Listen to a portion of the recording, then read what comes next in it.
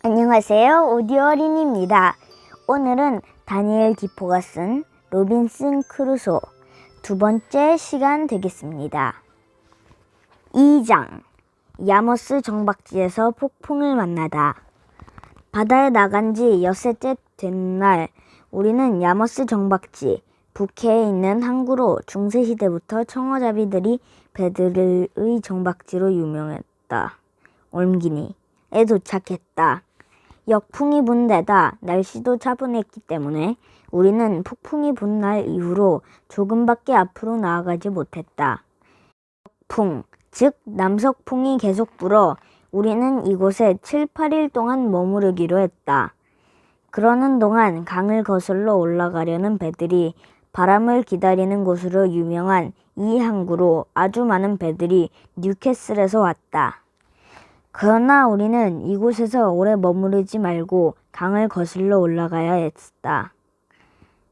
바람이 다시 불어오는가 싶더니 우리가 정박한 지 4, 5일째부터는 아주 세게 몰아쳤다.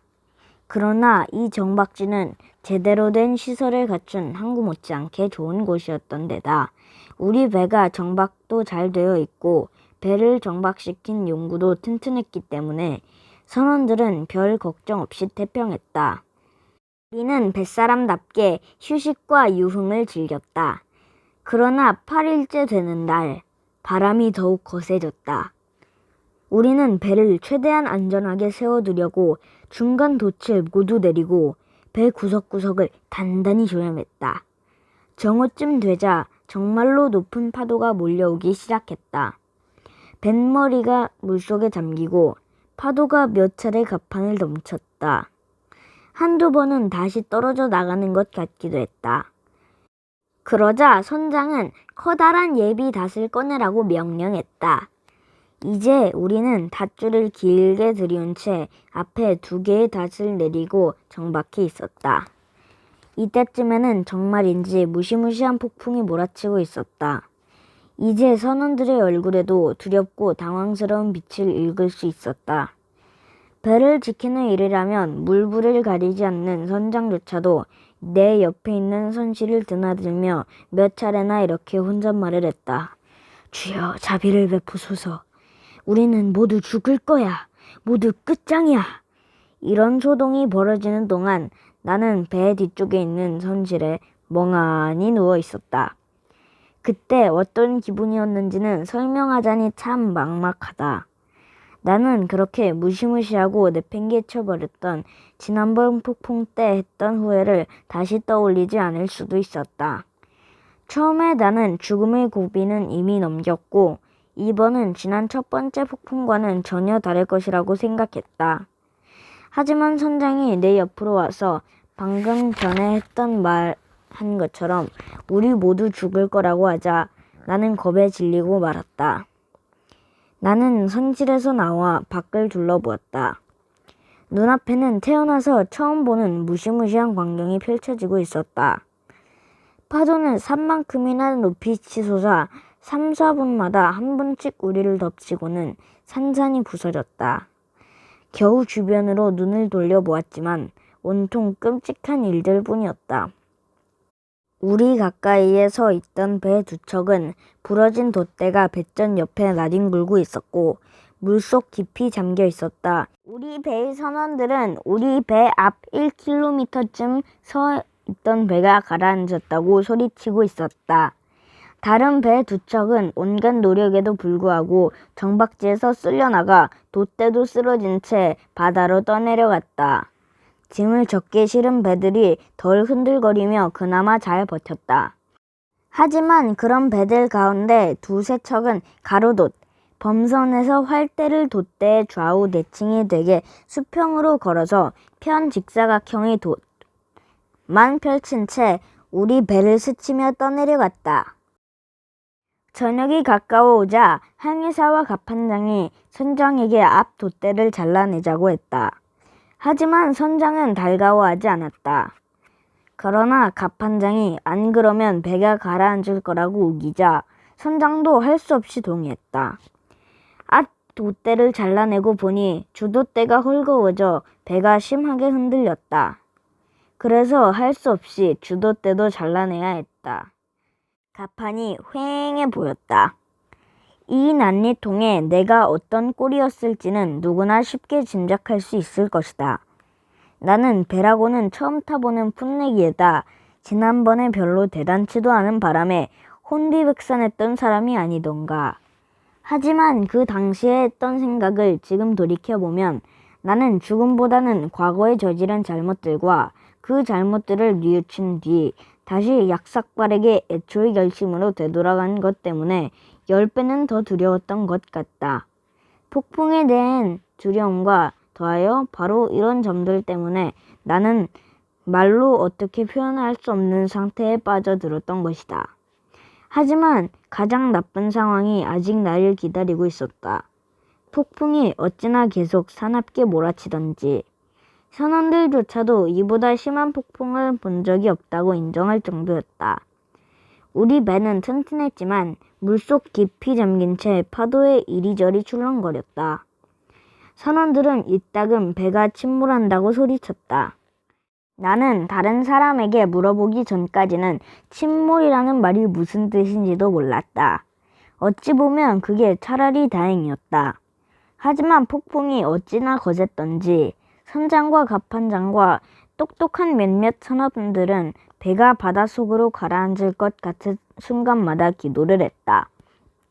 엎친 데 덮친 격으로 한밤중에 배 밑창을 살피러 간 사람들은 가운데 하나가 배에 물이 온다고 소리쳤다. 어떤 사람들은 짐칸에 물이 1m 20cm나 찼다고 말했다. 모두 펌프로 모이라는 명령이 떨어졌다. 그 소리를 듣자 심장이 멎는 것 같았다. 나는 앉아있던 침대에서 뒤로 넘어져 손실 바닥으로 떨어졌다. 그러나 사람들이 나를 일으켜 세우며 그전에는 아무것도 못하던 나에게 다른 사람처럼 펌프질은 할 수 있을 거라고 말했다. 그 말을 듣고 나니 힘이 나서 펌프로 가 아주 열심히 일을 했다. 그 사이 선장은 폭풍 때문에 정박할 수가 없어서 미끄러지듯 바다 쪽으로 도망치는 짐을 젓게 실은 석탄 운반선 몇 척이 우리 가까이로 오는 것을 보았다. 선장은 대포를 쏘아 조난당한 사실을 알리라고 명령했다. 그런 사실을 전혀 모르고 있던 나는 그 대포 소리를 듣고 너무 놀란 나머지 그만 기절해버렸다. 배가 박살이 나거나 뭔가 무시무시한 일이 일어났다고 생각한 것이다. 그때는 다들 자기 목숨 걱정하기 바쁜 때라 아무도 나한테 신경 쓰진 않았다. 한 선원이 펌프 쪽으로 와서는 내가 죽었다고 생각했는지 누워있는 나를 그냥 발로 옆으로 밀어버렸다. 나는 한참이 지나서야 정신을 차렸다. 우리는 계속 물을 퍼냈다. 그러나 짐칸의 물은 높아져만 갔다. 이대로 가다간 배가 가라앉을 것이 뻔했다. 폭풍이 약간 잦아들기는 했지만 우리 배가 어디든 항구에 닿을 때까지 항해를 하는 것은 불가능했다. 그래서 선장은 도움을 요청하는 대포를 계속 쏘게 했다. 그때 바로 우리 앞에 가던 짐을 적게 실은 배에서 우리를 도우려고 용감하게 보트 한 척을 띄웠다. 보트는 엄청난 위험을 무릅쓰고 우리 쪽으로 다가왔다. 그러나 보트는 우리 배 가까이에 댈 수 없었고 우리가 보트에 올라타는 것도 쉽지 않았다. 보트에 탄 사람들은 우리의 목숨을 구하려고 자신들의 목숨을 걸고 죽어라 노를 저었고 우리 쪽 선원들은 밧줄에 부표를 달아 고물, 배의 뒷부분, 너머로 던졌다. 밧줄은 아주 멀리까지 날아갔고 보트에 탄 사람들은 위험을 무릅쓰고 길을 쓰며 쫓아가 밧줄을 잡았다. 우리는 보트를 고물 가까이로 잡아당긴 다음 모두 보트에 올라탔다. 그러나 보트를 띄워줬던 배로 다시 돌아가는 것은 꿈도 꿀 수 없었다. 보트를 계속 몰아 될 수 있는 한 해변 쪽으로 가자는데 모두들 동의했다. 그래서 한편으로는 노래졌고 한편으로는 물결에 떠밀리면서 우리 보트는 윈터튼, 곧 바다 쪽으로 좁고 길게 뻗어나 있는 육지의 한 부분, 근처 해변을 향해 북쪽으로 나아갔다. 우리가 배에서 빠져나온 지 채 15분도 되지 않아 우리 배가 가라앉는 모습이 보였다. 그제야 비로소 나는 바다에서 배가 침몰한다는 게 무슨 말인지 알게 되었다. 고백하건대 선원들이 배가 가라앉고 있다고 말했을 때 나는 그 모습을 제대로 볼 정신이 없었다. 선원들이 억지로 밀치다시피 해서 보트에 태운 순간부터 한편으로부터는 겁이 나고 두려운 마음에 한편으로는 앞으로 닥칠 일에 대한 걱정 때문에 심장이 얼어붙은 것 같았기 때문이다. 이런 상태에서 우리는 배를 해변 쪽으로 몰기 위해 안간 힘을 썼다. 보트가 파도를 타고 위로 쑥 올라간 순간 해변이 눈에 들어왔다. 우리가 가까이 오면 도와주려고 사람들이 이리저리 뛰어다니는 모습이 보였다. 하지만 우리는 아주 느리게 해변을 향해 가고 있었다. 윈터튼 곳에 있는 등대를 지나 해양선이 서쪽으로 급격히 꺾어지는 곳에 와서야 우리는 해변에 닿을 수 있었다. 불쑥 튀어나온 육지가 바람을 조금 막아준 덕택이었다. 그곳에서 우리는 해변 쪽으로 배를 몰았고 어려움이 많았지만 다들 무사히 못해 올랐다. 이어 우리는 걸어서 야머스 정박지로 갔다. 그곳 사람들은 우리를 불쌍히 여겨 큰 인정을 베풀었다.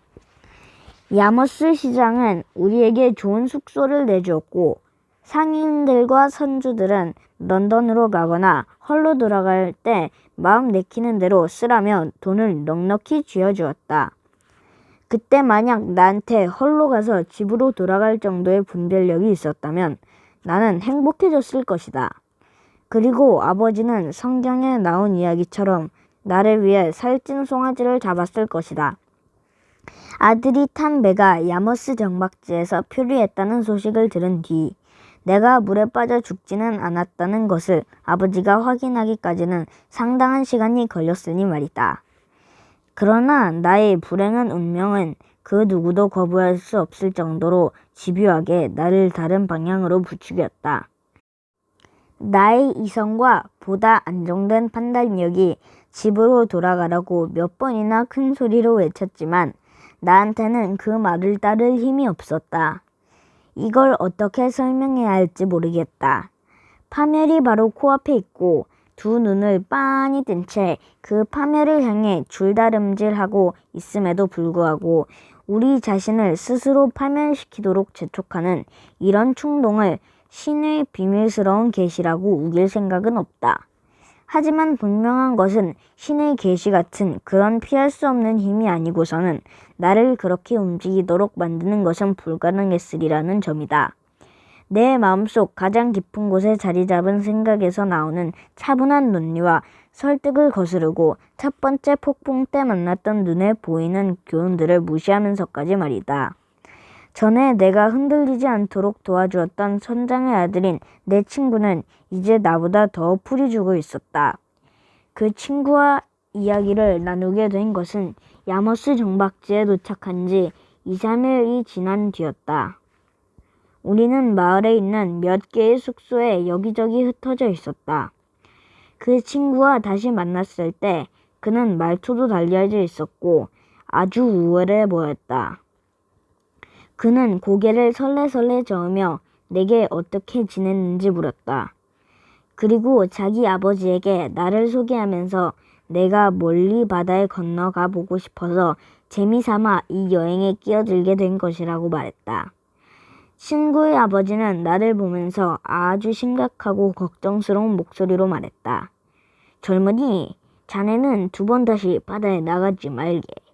이번 일은 바로 자네가 뱃사람이 되어서는 안 된다는 것을 똑똑히 보여주는 눈에 보이는 증거니까. 내가 물었다. 선장님, 그럼 선장님은 다시 바다로 나가지 않으실 건가요? 그건 경우가 다르지. 이건 내 직업이야. 의무이기도 하고.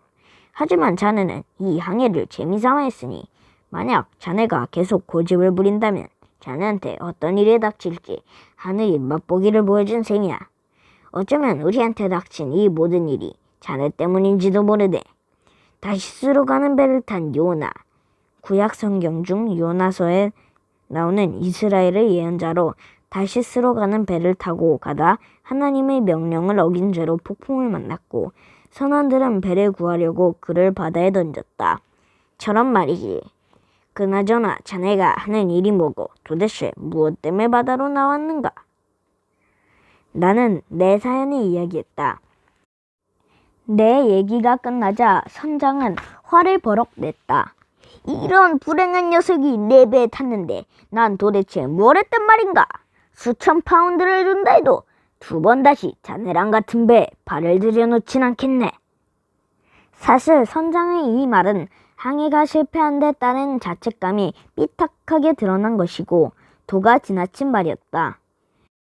어쨌든 선장은 다시 한번 아주 심각하게 나더러 아버지에게 돌아가도록 타일렀다.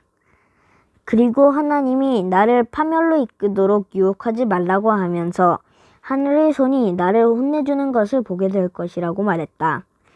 젊은이 명심하게, 만약 자네가 돌아가지 않는다면 어디를 가든 재난과 실망만 겪게 될 것세. 자네가 아버지의 발을 직접 느끼게 될 때까지 말이야. 우리는 곧 헤어졌다. 내가 선장의 말에 대꾸하기는커녕 그와 눈도 마주치지 않았기 때문이다.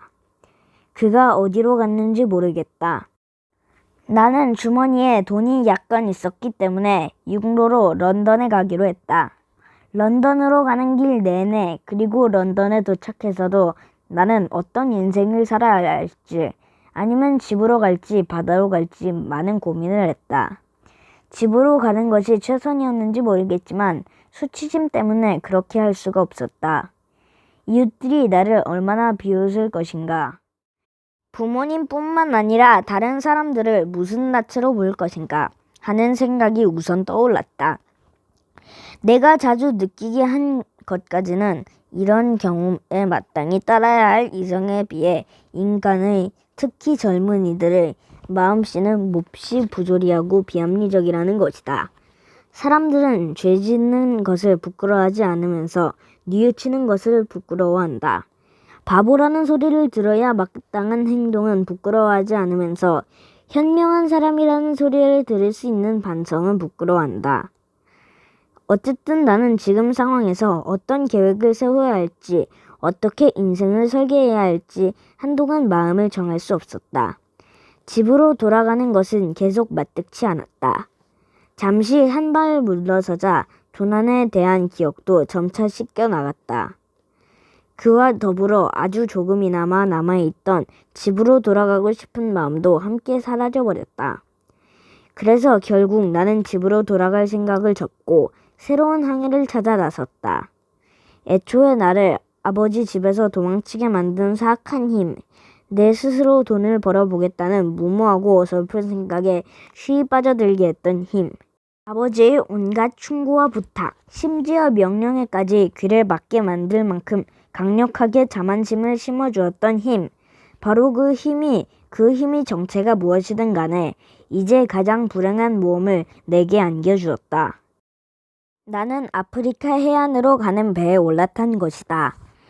뱃사람들이 흔히 쓰는 방식으로 말하자면 기니로의 항해에 나선 것이다. 3장. 2번의 항해와 끔찍한 불행. 몇 번의 항해에서 내가 정식 선원으로 배를 타지 않은 것은 커다란 불운이었다. 그랬다면 물론 일을 조금 더 해야 했겠지만 그래도 선원이 맡은 직무와 일을 배울 수 있었을 텐데 말이다. 그러면 나중에는 선장까지는 아니더라도 항해사나 해군 장교의 자격을 얻을 수도 있었을 것이다. 그러나 항상 더 나쁜 쪽을 택하는 내 운명은 이번에도 예외는 아니었다. 주머니에 돈이 있고 가방에 좋은 옷들이 있답시고 나는 늘 아무 일도 하지 않는 신사로 배에 오르곤 했다. 그래서 나는 배에서 할 일이 없었고 아무것도 배우지 못했다. 런던에서 꽤 좋은 사람들과 사귀게 된 것부터가 운명이었다. 그런 일은 당시의 나처럼 어수룩하고 철없는 젊은이한테 쉽게 일어나는 일은 아니었다. 악마는 대개 놓치지 않고 그런 사람들에게 일찍부터 불행이 덫을 놓는 법이다. 하지만 내 경우는 달랐다. 먼저 나는 기니의 해안에 가본 적이 있는 선장과 사귀게 되었다.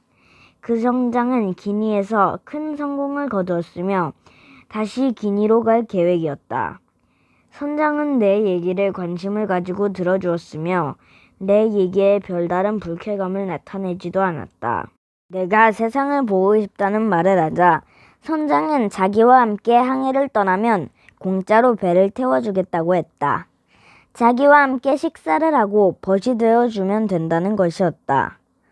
그리고 내가 어떤 물건을 가지고 갈 수 있다면 장사를 하는 데 필요한 모든 특권을 주겠다고 했다. 이번 여행에서 어떤 자극을 받을 수도 있지 않겠느냐는 말도 덧붙였다. 나는 그 제안을 받아들였다. 솔직하고 정직한 선장과 허물없는 친구가 되면서 나는 그와 함께 항해에 나섰다. 그리고 위험이 따르는 조그만 투자도 했는데 친구인 선장이 정직하게 도와준 덕분에 상당한 이득을 남겼다. 나는 선장이 시킨 대로 인형과 밀랍으로 만든 이런저런 물건들을 40파운드어치 정도 가져갔다. 이 40파운드는 내가 편지를 주고받는 몇몇 친척들에게 힘써준 덕분에 장만한 돈이었다. 그 친척들이 우리 아버지나 어머니한테 아들이 첫 모험길에 나섰는데 그 정도는 마련해 주어야 하지 않겠느냐고 설득한 것 같았다. 이 항해는 내가 겪은 모험들 가운데 성공적이라고 할 수 있는 유일한 항해였다. 모든 게 선장의 성실함과 정직한 덕택이었다. 나는 선장 덕분에 셈하는 법과 항해 규칙을 완전히 익히고 바닷길을 계산하고 관측하는 법도 배웠다. 선원이라면 반드시 알아야 할 것들 가운데 몇 가지를 배우게 된 셈이었다. 선장은 나를 가르치는 일을 재미있어 했고 나는 배우는 일이 재미있었다. 한마디로 말해 이 항해를 통해 나는 뱃사람이 되었고 상인이 되었다. 집을 떠날 때 나는 금가루 2.5kg에 맞먹는 돈을 가지고 있었다. 그 덕분에 런던에도 갈 수 있었던 것이다. 그런데 항해를 마치고 돌아갈 때에는 그 돈이 300파운드로 늘어나 있었다.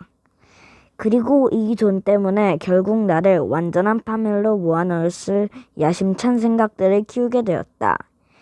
그러나 이 항해에서도 나는 불운을 겪었다. 특히 몸이 계속 좋지 않았고 몹시 더운 날씨 때문에 심한 열사병을 앓았다. 우리가 주로 물건을 사고 팔았던 곳이 북위 15도에 있는 해안이었던 탓이었다. 이제 나는 어엿한 기니 상인이 되었다. 그런데 불행하게도 내 친구는 영국에 도착한 뒤 곧 세상을 떠났다. 하지만 나는 다시 기니로 가는 항해에 나서기로 마음먹었다. 지난번 항해 때는 항해사였다가 이제는 그 배의 선장이 된 사람과 함께 배에 올랐다. 이 항해는 불행하기 짝이 없었다. 나는 지난번 항해 때 모은 돈 가운데 100파운드도 채 가져가지 않았다. 나머지 200파운드는 믿을 만한 사람, 즉 죽은 선장의 미망인에게 맡겼다. 항해에 나서자 곧 끔찍한 불운이 닥쳤다. 불행의 시작은 이랬다. 우리 배는 카나리아 제도, 아프리카 북서부에 있는 섬들의 무리로 가고 있었다. 보다 정확히 말하면 그 섬들과 아프리카 해안 사이에 있었다. 그런데 잔뜩 흐린 어느 날 아침, 살리 모로코에 있는 항구로 17세기에서 19세기 초까지 지중해 무역을 하는 배들을 대상으로 해적질을 한 해적들이 본거지로 유명하다. 의 터키 해적선이 전속력으로 우리를 뒤쫓아오고 있었다. 우리는 깜짝 놀라 도칠한 돛은 있는 대로 펼치고 도망치기 시작했다. 하지만 해적들은 점점 가까워졌고 2~3시간 안에 우리를 따라잡을 게 틀림없었다. 우리는 싸울 준비를 했다. 우리 배에는 대포 12문과 커다란 보트가 있었다. 오후 3시경 해적은 우리를 따라잡았다. 그런데 해적은 실수로 우리 배의 고물 쪽이 아니라 뒷간판 쪽으로 다가왔다. 우리는 대포 8문을 그쪽 가장자리로 가져가 해적들에게 포탄을 퍼부었다. 그러자 해적들은 방향을 틀면서 대포로 맞섰고 200명 정도가 한꺼번에 총을 쏘아댔다. 그러나 우리는 몸을 숨기고 있어서 한 사람도 총에 맞지 않았다. 해적들은 다시 공격 준비를 했고 우리는 방어 준비를 했다. 그러나 다음 순간 우리가 갑판에 납작 엎드려 있는 사이에 맞은편 뒷간판으로 해적 60명이 들이닥쳤다. 그들은 순식간에 돛과 밧줄과 쇠사슬을 자르거나 부숴버렸다. 우리는 권총, 짧은 창, 화약상자, 배전에 두었다가 적이 침입하려고 하면 폭파시킨다. 따위를 써서 맹렬히 공격했고 결국 적을 몰아내는 데 성공했다. 하지만 불행하게도 우리 배는 못쓰게 되었고 3명이 죽고 8명이 다쳤다. 우리는 결국 항복할 수밖에 없었다. 우리는 모두 포로가 되어 이슬람교들이 장악하고 있는 살리 항구로 끌려갔다. 살리에서 받은 대접은 내가 처음 걱정했던 것만큼 그렇게 끔찍하지는 않았다. 나는 다른 사람들처럼 모로코의 수도까지 끌려가지는 않았다. 그 대신 그 해적 선장이 전리품의 하나로 나를 차지했다. 젊고 영리하고 부리기 편한 노예를 자기 노예로 삼은 것이다. 하루아침에 상인에서 비참한 노예 신체가 되어버린 이 놀랄만한 변화를 어떻게 받아들여야 할지 알 수가 없었다. 그제야 아버지가 했던 말, 즉 내가 불행해질 것이고 나를 도와줄 사람이 아무도 없을 것이라는 그 예언적인 말이 생각났다. 그 예언은 딱 들어맞았고 나는 더 나빠질 것도 없는 최악의 상태였다. 이제 하늘의 손이 나를 덮쳤고 나는 구원받지 못하고 주저앉았다. 하지만 이것은 앞으로 이야기할 내가 겪어야 했던 불행의 시작에 지나지 않았다. 내 주인은 나를 자기 집으로 데려갔다. 나는 그가 다시 바다로 나갈 때 나도 데리고 가리라는 희망을 품었다. 그리고 언젠가는 그가 스페인이나 포르투갈 군함에 붙잡힐 것이라 믿었다. 그렇게 되면 나는 자유를 얻으리라. 그러나 이러한 희망은 이내 물거품이 되었다. 주인은 바다에 나갈 때면 나를 육지에 남겨두어 정원을 돌보게 하거나 노예들이 집에서 하는 허드렛 일을 시켰다. 그리고 항해에서 돌아오면 나에게 선실에서 자면서 배를 돌보라고 명령했다. 나는 늘 탈출을 생각했고 그 생각을 실행에 옮길 좋은 방법이 없는지 따져보았다. 그러나 아주 작은 가능성이라도 있는 방법을 하나도 찾을 수 없었다. 아무리 봐도 탈출은 꿈도 꾸기 어려운 일 같았다. 탈출 계획을 같이 상의할 만한 사람이 아무도 없었기 때문이다. 노예 친구도 없었고 영국인, 아일랜드인, 스코틀랜드인도 하나 없었다. 그래서 2년 동안 이따금 상상만 하면서 즐거웠을 뿐 탈출을 실행에 옮길 만한 최소한의 의욕과 기대마저 품지 못했다. 2년쯤 지난 뒤 자유를 위해 탈출을 시도해보겠다는 생각을 다시 일깨운 새로운 상황이 펼쳐졌다. 그 즈음 주인은 배의 장비를 손볼 생각도 않고 평소보다 오랫동안 집에 머물러 있었다. 듣자 하니 돈이 떨어져서 그랬다고 했다. 주인은 일주일에 한두 번 그리고 날씨 좋으면 그보다 더 자주 배에 딸린 작은 보트를 타고 낚시를 가곤 했다. 그럴 때마다 나와 무어인, 원래는 모로코, 알제리, 튀니스 등 여러 원주민 부족을 가리키는 말이었지만 11세기 이후 북아프리카 아시아의 이슬람교도를 뜻하는 말로 쓰였다. 소년 하나를 함께 데려가 보트의 노를 젓게 했다. 우리는 주인 마음에 쏙 들게 일을 했는데 특히 나는 낚시를 아주 잘했다. 내가 물고기를 어찌나 잘 잡았던지 주인은 가끔 반찬거리로 물고기를 잡아오라고 나를 내보내기도 했다. 그럴 때면 자기 친척 한 사람과 무어인 소년을 함께 딸려보냈다. 한 번은 바다가 잔잔한 아침에 낚시를 나갔다가 지독한 안개를 만났다. 해변에서 3km도 채 안 나갔는데 해변이 전혀 보이지 않았다. 우리는 어디로 가는 줄도 모른 채 그냥 하루 종일 그리고 밤새도록 죽어라 노를 저었다. 날이 밝자 육지 쪽이 아니라 바다 쪽으로 움직였다는 것을 깨달았다. 육지에서도 적어도 9km 이상 떨어져 있었다. 그러나 우리는 위험을 헤치며 열심히 노를 저어 육지에 닿을 수 있었다. 때마침 아침 바람이 살랑살랑 불어온 덕분이었다. 하지만 우리 모두 무척 배가 고팠다. 이 사건에 놀란 주인은 앞으로 더욱 조심해야겠다고 마음먹었다. 그는 빼앗은 영국 배에서 가져온 대형 보트를 쓰기로 하고 나침반과 비상식량 없이는 낚시를 가지 않겠다고 했다. 주인은 영국인 노예인 자기 배의 목수에게 바지선, 강에서 주로 사용하는 밑바닥이 평평한 화물, 운반선처럼 보트 한가운데에 작은 선실을 만들도록 했다. 그리고 그 뒤에는 키를 조종하고 돛대 줄을 넣어 둘 곳을, 그 앞에는 한두 명이 서서 돛을 움직일 자리를 만들게 했다.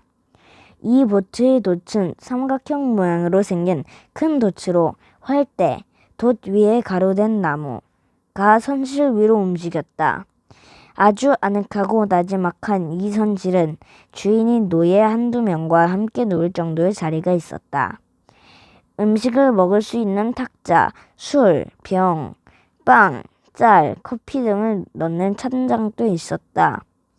우리는 이 보트를 타고 자주 낚시질을 나갔다. 내 낚시 솜씨가 가장 뛰어났기 때문에 주인은 늘 날 데리러 갔다. 한 번은 놀기도 하고 낚시도 할 겸 주인은 그 고장 유지였던 무어인 두세 명과 함께 이 보트를 타고 나가기로 했다.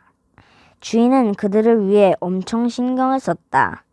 그래서 밤 여느 때보다 많은 식량을 보트에 실어 놓으라고 했다. 그리고 배에 있는 총 3자루에 쓸 화약과 탄화를 준비하라고 명령했다. 그들은 낚시뿐만 아니라 새 사냥도 할 참이었다.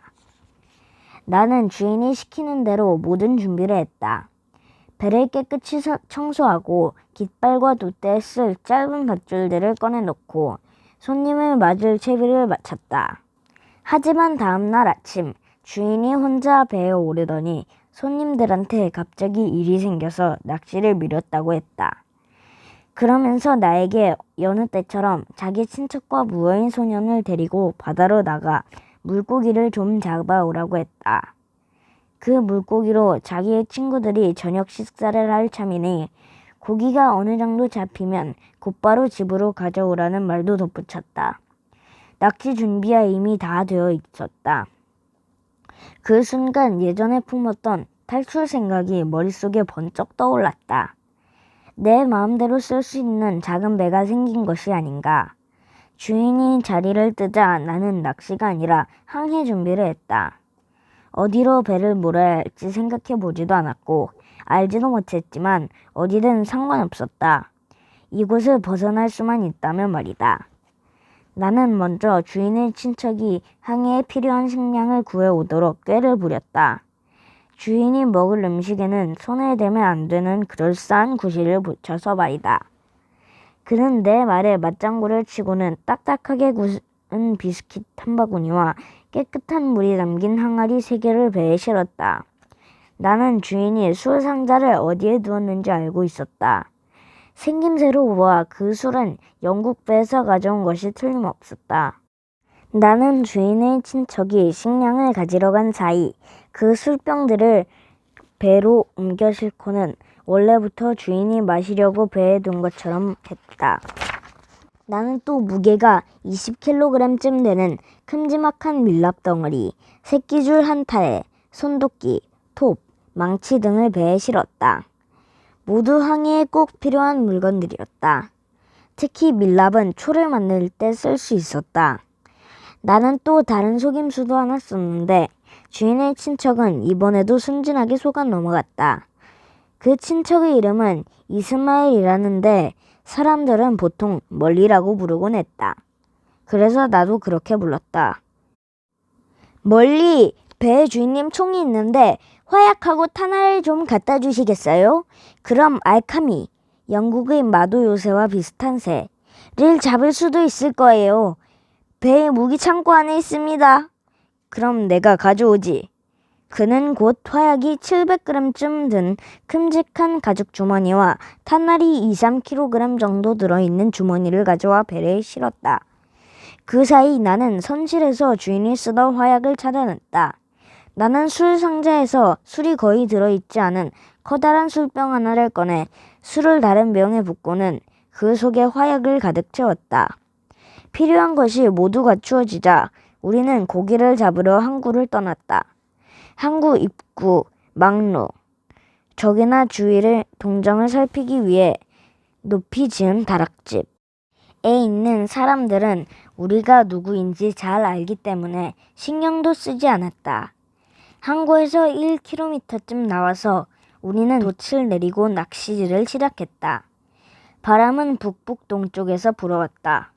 내가 기다리는 바람은 아니었다. 남쪽에서 바람이 불어온다면 스페인 해안까지 갈 수 있고 그렇지 못하더라도 카디스만까지는 갈 수 있기 때문이다.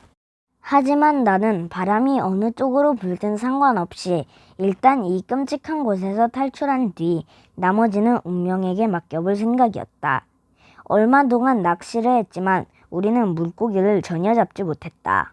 사실 나는 낚싯바늘에 고기가 걸려도 멀리가 눈치채지 못하도록 조심하면서 일부러 잡아 올리지 않았다.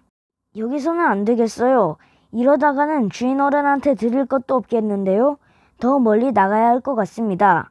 멀리는 별 생각 없이 내 말에 동의했다. 보트의 선장 격인 그가 돛을 올렸고 나는 키를 잡았다. 나는 보트를 5km쯤 더 몰고 간 다음 낚시를 할 것처럼 보트를 세웠다.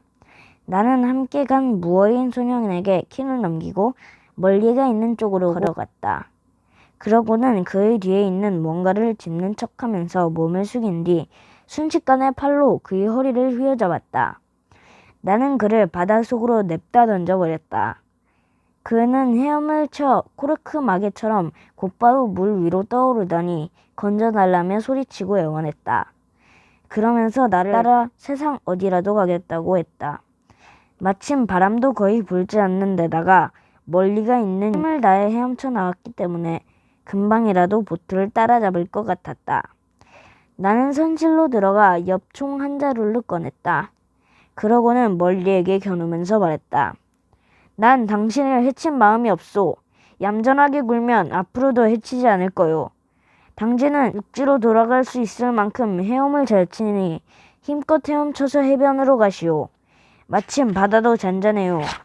당신을 해치지 않겠지만 배 쪽으로 다가오면 머리통을 쏴버리겠소. 난 자유를 찾기로 마음먹은 사람이요. 그러자 멀리는 몸을 돌려 육지로 헤엄쳐갔다. 그는 수영을 아주 잘하기 때문에 쉽게 육지에 닿았으리라 믿는다. 무어인 소년을 물에 빠뜨리고 멀리를 데려갈 수 있었으면 좋았을 것이다. 하지만 그를 믿는 것은 모험이었기 때문에 그렇게 할 수는 없었다.